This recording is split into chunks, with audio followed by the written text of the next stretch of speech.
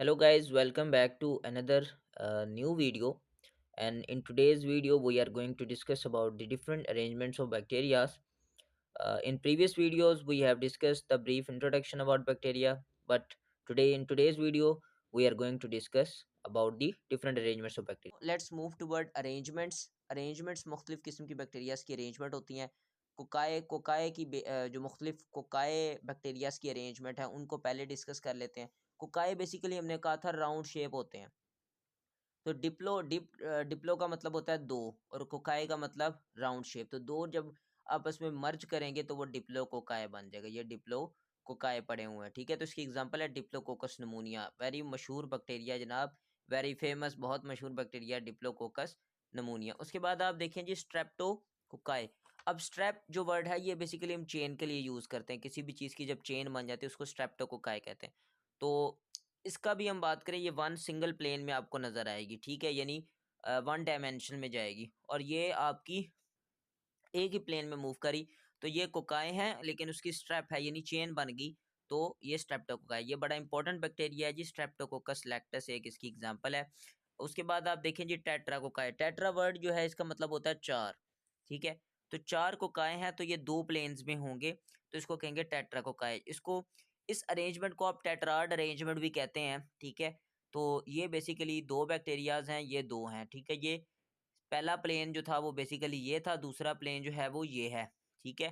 तो ये दो प्लेन्स के अंदर बेसिकली आपका क्या मौजूद है, कोकाए मौजूद है, और ये चार बैक्टीरिया जिसको टेट्रा कोकाए कहते हैं। इसकी एग्जांपल जो है वो ये फाइका टेट्राजीना जो बैक्टीरिया है, ये बेसिकली एक टेट्रा कोकाए है, ठीक है।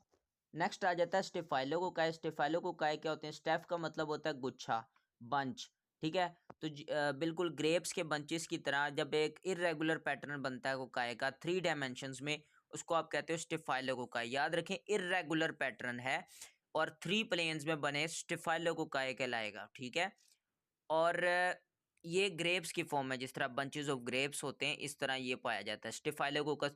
ये बड़ा ही मशहूर कैटेगरी है, इसमें हम इसको डिटेल में भी पढ़ेंगे कि ये इसके अंदर बहुत सारे इंपॉर्टेंट बैक्टीरियाज आते हैं, मेडिकली इंपॉर्टेंट, जो मुख्तलिफ ह्यूमन के अंदर डिजीजेस कॉज करते हैं, ठीक है। तो थ्री डायमेंशंस में जब कोकाई जो है वो इरेगुलर अरेंजमेंट में पाए जाएंगे तो स्टेफाइलोकोकाई कहलाएंगे।